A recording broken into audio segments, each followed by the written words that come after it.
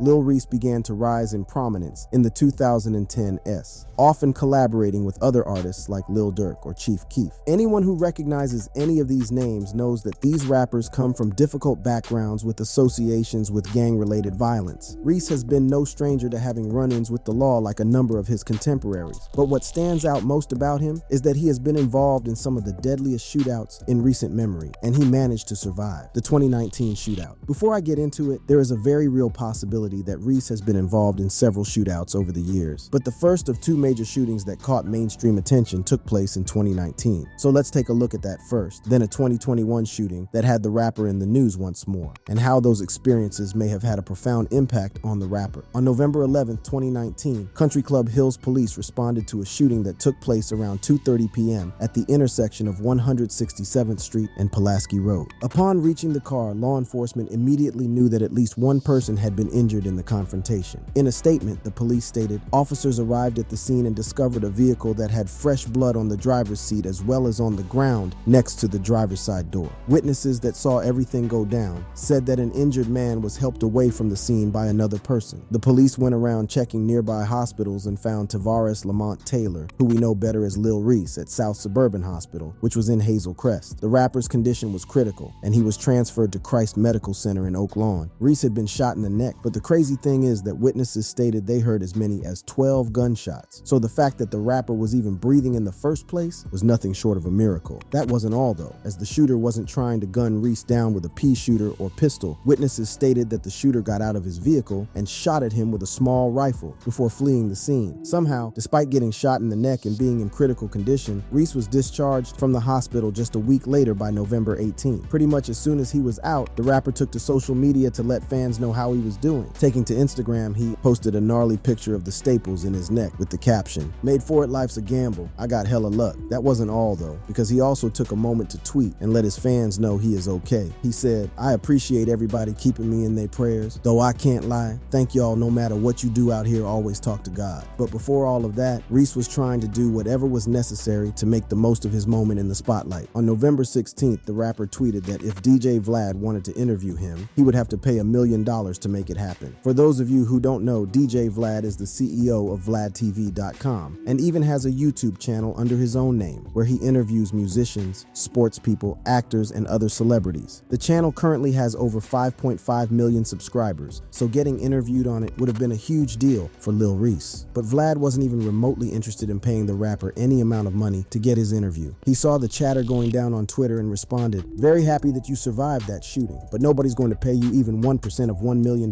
for that interview." Vlad may have turned him down in 2019, but Reese did end up getting that interview in 2022, where he spoke about the shootings, Lil Durk, King Von, and Chief Keef, along with giving fans some insight into his difficult past. In the comments section, fans were quick to point out just how humble the rapper appeared to be, while noting the very real pain in his eyes as he spoke about his past. While he may be more comfortable about allowing fans to see his vulnerability now, back in 2019, he was all about the business. As a matter of fact, he dropped a track titled "Come Outside" a day after he was released from the hospital. Obviously, the song had been recorded before the shooting, but the timing of the release further proved that the rapper knew he had an opportunity to get more mainstream attention with all eyes on him. The strategy clearly worked out for Reese, as the official music video for the song has nearly 6 million views on YouTube. While he did end up having trouble speaking for a while after he got shot, Lil Reese was still really lucky to not end up in a much worse position. But the rapper seemingly cannot stay out of trouble, and he would end up tempting fate once more in 2021, the 2021 shooting. So the thing is, if it had not been for COVID-19, odds are Lil Reese would have gotten himself into some real trouble in 2020 as well. And while he wasn't involved in any major shootouts or anything of that sort that year, he did catch a lot of heat for a couple of tweets he made as the pandemic was ramping up in March. Nearly 3.5 years later, it may be a little difficult to remember just how crazy things were in March 2020. Everybody had an opinion about the pandemic, and hardly any of them were constructive or based on any fact. One of the worst things to come out of it was the racism leveled towards Asian and Chinese people, seeing as people peddled the rumor that the virus originated in Wuhan, China. Lil Reese jumped on that bandwagon pretty quickly as well. Taking to Twitter, the rapper said, "Chinese people nasty ass L man got the whole world."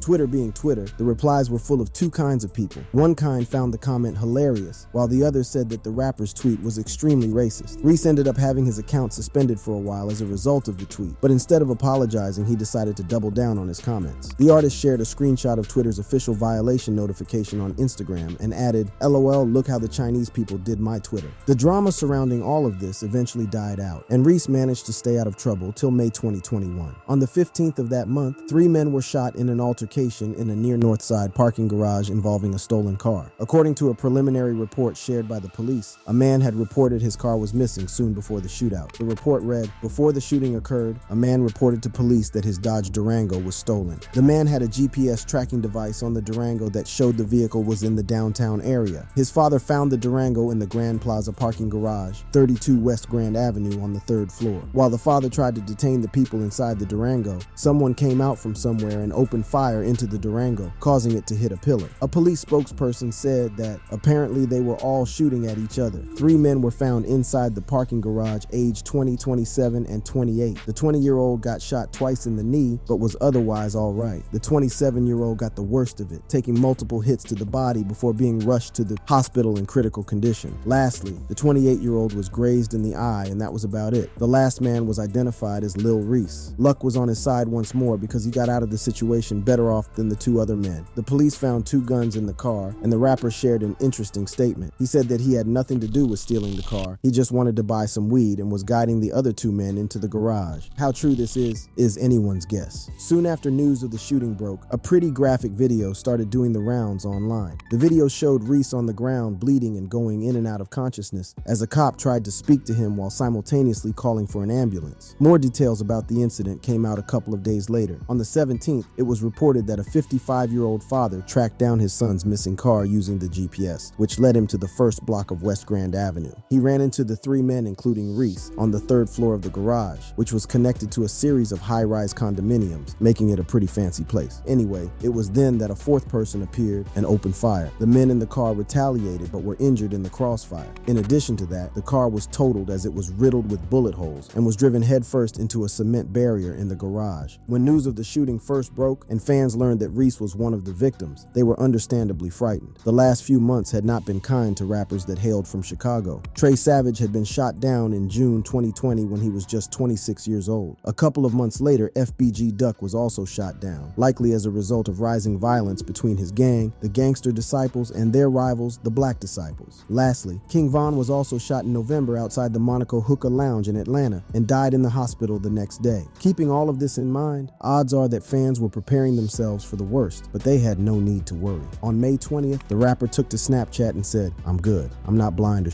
don't believe what you seeing on the internet. I don't even know where TF they're getting all these fake ass stories from." The next day, the rapper further reassured fans on Twitter saying, "Every time I feel like my back against the wall, I come out in better position, so I ain't tripping." A year after the shooting, the rapper got the opportunity to really talk about what had happened leading up to the attack. Up until this point, Lil Reese had spoken about how lucky he was to have survived and how he was the victim in the entire situation. But this was the first time he could really talk about things at length. Lil Reese essentially stated that he was at fault for getting himself in that situation. He just wanted to score some weed, and when the stolen car pulled up, he guided them into the building's garage. It was just an insane twist of fate that the car owner's father showed up just then, as did the man who opened fire on them. This encounter marked the second time Lil Reese had been shot in Chicago in 2 years. But what Reese had to say in the interview lined up with early reports that had come out of the shooting when the police and media were still trying to piece things together. Early reports had suggested that the rapper was involved in the carjacking, but Reese had denied any involvement when he had first spoken to the police. This meant that Reese was just in the wrong place at the wrong time. But luckily, he survived. Lil Reese's ties to O Block. The fact that Lil Reese has managed to survive is nothing short of a miracle. But why has he been involved in so many deadly events in the first place? I want to take a moment to talk about the crew Reese ran with and how that has affected his life so far as a member of the Black Disciples. Rap's ties to gang-related violence are well documented, but Reese hails from perhaps one of the most dangerous neighborhoods in the country.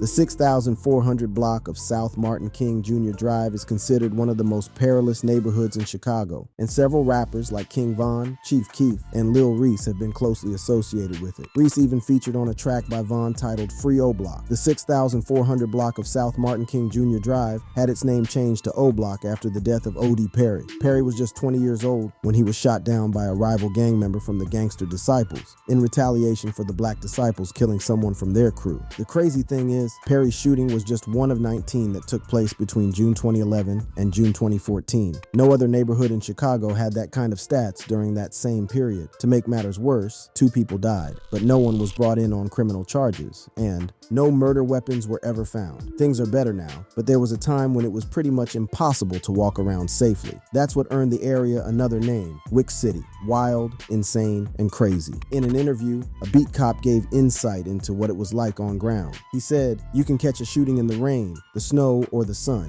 The GDs, gangster disciples, won't go into the McDonald's or the drive-thru because that's BD, black disciples. It's all about territory." It was later revealed that 17-year-old Gakira K.I. Barnes had murdered Perry. Barnes was essentially the gangster disciples' hit woman, and she boasted about murdering 17 people on social media. 3 years after the death of Perry, Barnes was gunned down by an unknown assailant, but his identity was revealed in 2021 by Chicago police. The report stated, an unknown M1 wearing a gray hoodie and blue jeans approached the victims. The unknown offender then produced a handgun and began firing in the direction of the victims, striking all 3. The unknown offender then was observed entering an unknown vehicle, making good his escape. The report then went on to state that the murderer was Lil Reese's friend, King Von. But it's not like Reese's hands were clean when it came to all of this gang violence. Back in the early 2010s, Reese had a long-standing feud with Joseph Lil Jojo Coleman, who was a member of the Gangster Disciples. Both men put out multiple tracks dissing each other before Lil Jojo was shot down in September 2012. Witnesses claimed that someone in a Ford Taurus pulled up behind Jojo and shot him. Jojo had a gun on him, but had no shot at defending himself because he never saw the attack coming. Chief Keef made a pretty nasty tweet after Jojo's death before claiming his account had been hacked. Regardless, reports suggested that both Keef and Reese were people of interest in the murder, but nothing ever came of it. It is very much possible that both men had absolutely nothing to do with the killing, but the fact also remains that the killer was never caught, and Reese's feud with Jojo was common knowledge at the time. The early 2010s were pretty eventful for Lil Reese in general. I want to take a minute to talk about some of the issues he faced because it is important to have insight into the man he was, and how that may have tied into all the insane shootings he got involved in later on. It will also help to see what was going on in his personal life as he began rising up the ranks as an artist because they are both closely related. Alright, let's get into it. His first run-in with the law wasn't anything major. He pleaded guilty to robbery charges back in 2010 and was given 2 years probation. He had some serious trouble in 2012 and 2013. In October 2012, a video on YouTube showed Lil Reese physically assaulting a woman. The incident, which had taken place in February of that same year, saw the woman trying to get people out of her house before Reese and someone from his crew stepped up and attacked her. A warrant for his arrest was put out on April 26, 2013, and had to do with charges of criminal trespassing to a residence with persons present, mob action, and battery. Just a couple of weeks after Lil Reese had been charged with driving without insurance, no driver's license, and not signaling, he was picked up once more as he slept in his car on April 28, 2013. He was held in lieu of a $100,000 bond, and while the rapper never attempted to say he was innocent, he did say that the video was of something that had happened years ago. He even took to Twitter to apologize about the incident, saying, "Everybody makes mistakes. I was out of character and I've grown since then. Don't judge me for my past. I can admit my wrongs and I apologize." Things went from bad to worse in June 2013 when he was arrested in Chicago once more and charged with auto theft because he could not provide proof of ownership for the 2006 BMW he was driving when he was pulled over in April of the same year. The charges against him ended up being dropped, but Reese could not stay out of trouble as he was arrested in July once more. According to police reports, was charged with violating his bail bond and the possession of cannabis. Apparently, while on patrol, the police saw Reese hanging out with several known gang members. As they approached the rapper, he walked off in the opposite direction, but was seen by the police removing a plastic bag containing a crushed green material in it. Reese was caught with about 4 grams of weed and nearly $2,100 in cash. The rapper wasn't fazed in the slightest because, according to the police report, when asked about the money, he said, "It's mine, I got a little weed.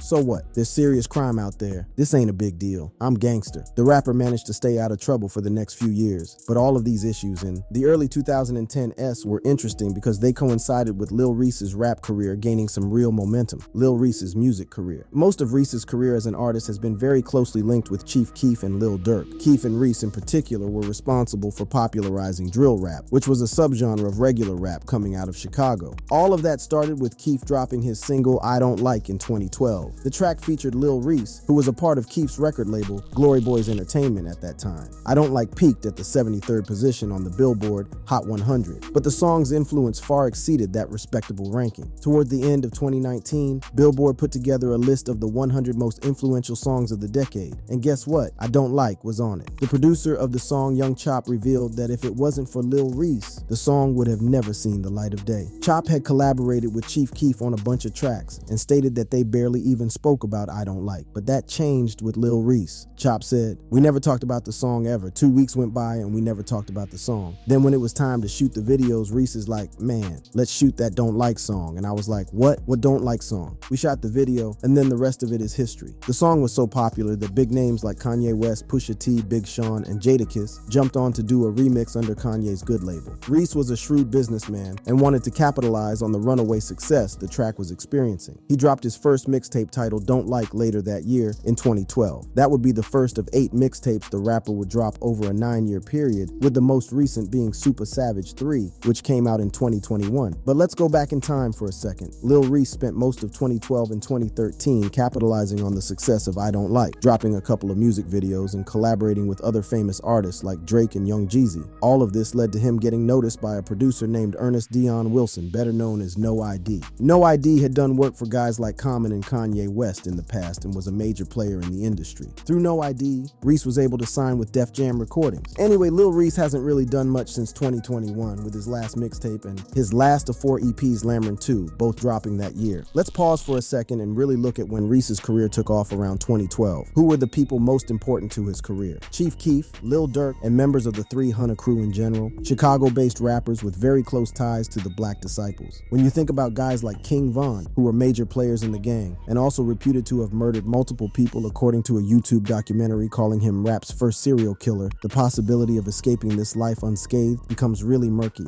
Von was really tight with Lil Durk, and considering the work they did together, odds are that he was tight with Reese too. Even if it is not as bad as it once was, the conflict between the gangster disciples and the Black Disciples has led to tons of bloodshed, and that is simply the life Lil Reese has built up for himself. But the thing is, for all the bad it has brought into his life, specifically the many legal troubles he had in the early 2010s, his rap career would not have been nearly as successful without those same connections. Legacy. If you take a look at the music industry, Lil Reese is potentially not as influential or even infamous a name as guys like King Von, Lil Durk, or Chief Keef. He built his career by making features on other tracks and collaborating with the right people to get his name out there. But the timing of his rise has also made him one of the most important names in the rise of drill rap, which according to Billboard is influenced by everything from Kanye's effervescent creative spirit to the city's soul music heritage. These artists colored outside the lines, framing a more complete picture of the eclectic and enduring nature of Black Chicago. Reese's career as an artist will always be tied to this genre, but ultimately there is a very real possibility that his personal life will be more important in defining his legacy. Almost every rapper associated with O-Block in its heyday has spent years dealing with the ramifications of their gang-related activities, with artists like King Von even being killed as a direct consequence of their past. Von was involved in a shootout involving a rapper named Quando Rondo and his crew, who were long affiliated with the Rolling 60s neighborhood Crips. If artists have not been shot down by rival gang members, then they have been at least directly involved in multiple shootouts. Case in point, Lil Reese. His role in the rise of drill rap has become secondary to his surviving 2 truly deadly shootouts. But what can never be denied is Reese's respect for the rules of the street. In an interview, the rapper revealed what he did when a person of interest emerged in the 2019 shooting. The interesting thing here was that Reese knew who his attacker was, but when he was asked by the police if he wanted to press charges or go to court, he refused. In the absence of the victim pressing charges, the police basically had no choice but to drop the charges. That wasn't all though. The rapper even stated that he held no ill will against his attacker and that he was not angry about how the entire situation had gone down. This little exchange from the interview revealed a couple of really interesting things. Firstly,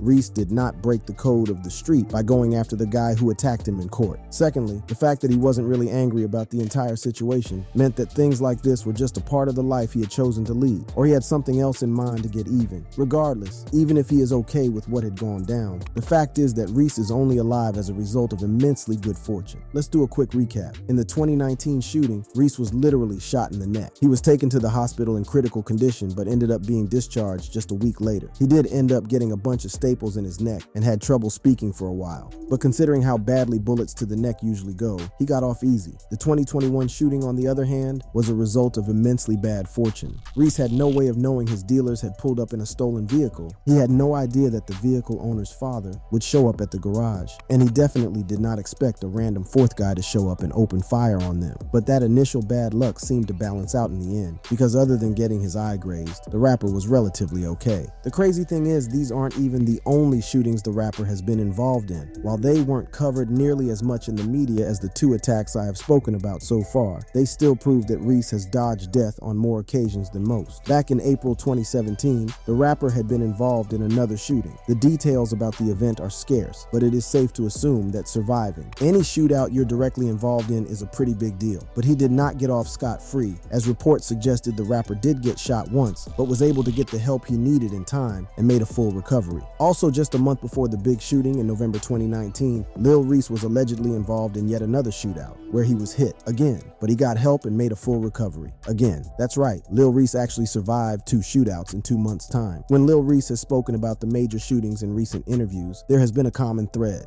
Most people, at least on YouTube, have agreed that the rapper has matured as a result of everything that he has been through. He has become more aware of the good fortune he has experienced in recent times. Lil Reese was involved in 4 shootouts that we know of between 2017 and 2021. He was hurt in each of them, but managed to make it out without any lasting damage. Whatever good fortune the rapper has had was obviously working overtime to keep him safe, and perhaps the rapper is finally beginning to accept that he's still around only because of that good fortune. There's also another factor at play that might have to do with this newfound maturity: King Von's death. Everyone knows that both men were quite close, and the fact that Von died just months before Reese himself was involved in another deadly shootout probably played a big role in helping him mature. Regardless of what factors might be at play, one way or another, Lil Reese has managed to survive some of the deadliest shootings that would have ended much worse for most people. And that's our video. If you enjoyed it, check one of these out too. I'll catch you in the next one. Peace.